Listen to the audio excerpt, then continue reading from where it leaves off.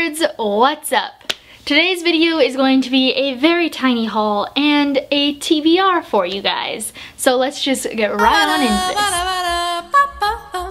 this. This month I actually only have 2 books to show you that are bought and then 1 book from the library. So the first book that I have is from the library and it's Labyrinth Lost by Zoraida Cordova. I'm actually in the middle of this right now, so I'm a little bit more, I'm about 2/3 of the way in. This is so good so far. I will be reading the sequel to this later. I got the sequel from NetGalley and I didn't realize that it was a sequel, so obviously I need to read the first one before I can review the second one. The other 2 books that I bought this month are both from Book of the Month. So I got The Last Time I Lied by Riley Sager, which is a thriller about a woman who goes back to the summer camp that she went to when she was a child, and back when she was a kid there was a disappearance of like a group of people and she was the only one who, she like woke up to the rest of her cabin being missing or something like that, and they never found the bodies or anything like that. So she's going back and it's like a mystery thriller finding out what happened to them. And then I also got The Girl from Blind River by Gail Massey, and this one is about a family that's like kind of like a cartel family or like a gambling family or like one of those where they're like kind of like mob-like, and this girl is from that family and so she has to deal with something that goes on where she like gets involved in something and she doesn't want to be, and it says a gritty tale of how far we'll go to protect the ones we love from a talented new name in crime fiction. Oh yeah, she owes a debt. That's the second book that I got. If you don't know what Book of the Month is, it's a monthly subscription box. You pay $14.99 and then you get a book credit. You get 5 books every month to choose from, and then you get the 1 book that you choose. If you want to add up to 2 more books, so 3 books total, then they're each $10.99 to add on to them. And if you don't like the selection and you don't want to get it, then you can skip the month, and the following month you won't pay and you'll still have the book credit which rolls over. So yeah, if you want an extra book in your first month of Book of the Month, you can use my link down below. It's not an affiliate link, everyone gets it when they sign up for Book of the Month, and then you get a free book for your first month and I get a free book credit, which means that I can get a second, which is what happened here and why I got 2 books this month. So I'm excited. I love Book of the Month. It's my favorite subscription that I've ever tried out. They're all mostly adult novels. Some of them are young adult, but most of them are adult, and they're like adult hardcovers for $15.99. Usually this shit is like $28. Like this one says it would be $26 normally. I paid $15.99 for it, or for $14.99, and this was also would have been $26.99 if it hadn't been for Book of the Month.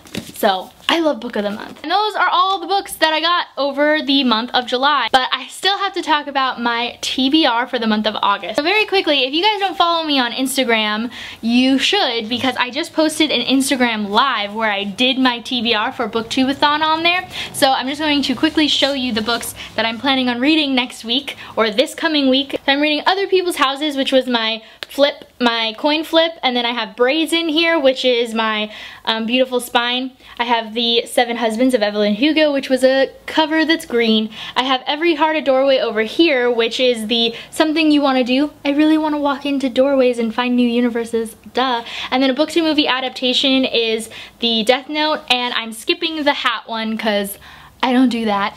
And then to make 7 books, I'm planning on reading the entirety of Death Note. So if I get to all 7 books, those will be what I'm reading next week. If I get through all of these in a week, I will be very surprised and happy with myself. But if I don't, I'll probably continue on through these books and read them throughout the month. But I have 2 more books or 3 more books that I need to add to this TBR. Like I said earlier, I am currently reading Labyrinth Lost by Zoraida Cordova, and I need to read the sequel Brujaborn by Zoraida Cordova as well. So if I don't read that this week before the Booktubeathon starts, then I'm planning on reading that right after Booktubeathon ends in August.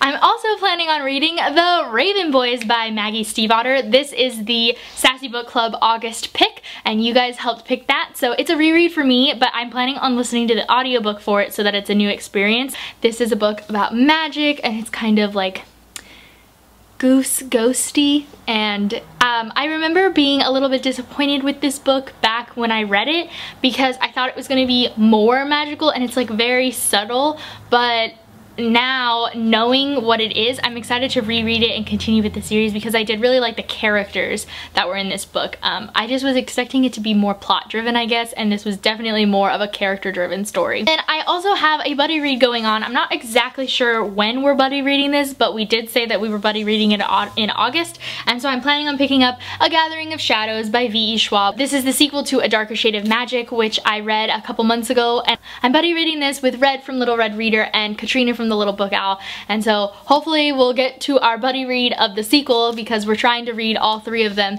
and I just needed a V.E. Schwab book in my life this month because I know that Vengeful is about to come out and I really need to reread Vicious as well, but I'm planning on doing those two things in the same month that Vengeful comes out, which I think is in September. Last thing I need to do is my TBR jar. But my TBR is really short because, like I said, I don't trust that I'll finish all of these books that are on my TBR for Booktubeathon, so I have lots of books.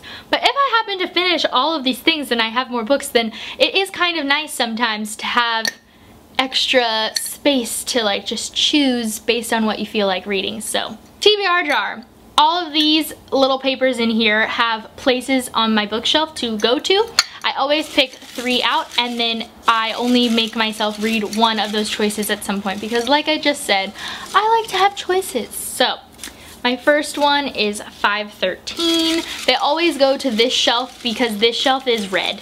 My second one is 128, and last but not least, 13. Okay. So 5, 13, 1, 2, 3, 4, 5. Oh, I need to read Undead Girl Gang because our Bibliobook Club book of the quarter was Undead Girl Gang, and our live show will be in sometime in August.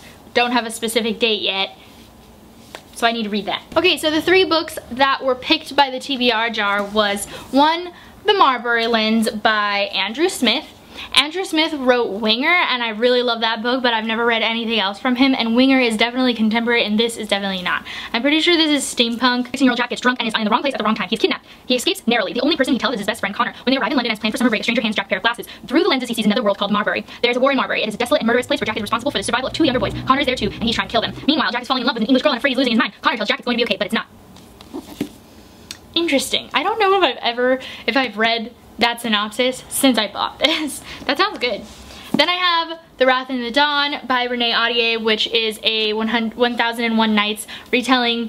It's about a girl who's the like king, or like, yeah, a boy king. The boy king regularly marries women, and every night those women are killed. And so this girl, our main character, decides to purposely become the queen, become the wife, after her best friend is killed after becoming queen, and then there's some stuff that goes on in that, I believe. Yeah. And wow, I just love the art. And it's deckled edges. I've been wanting to read this for a long time too, but I just haven't gotten to it.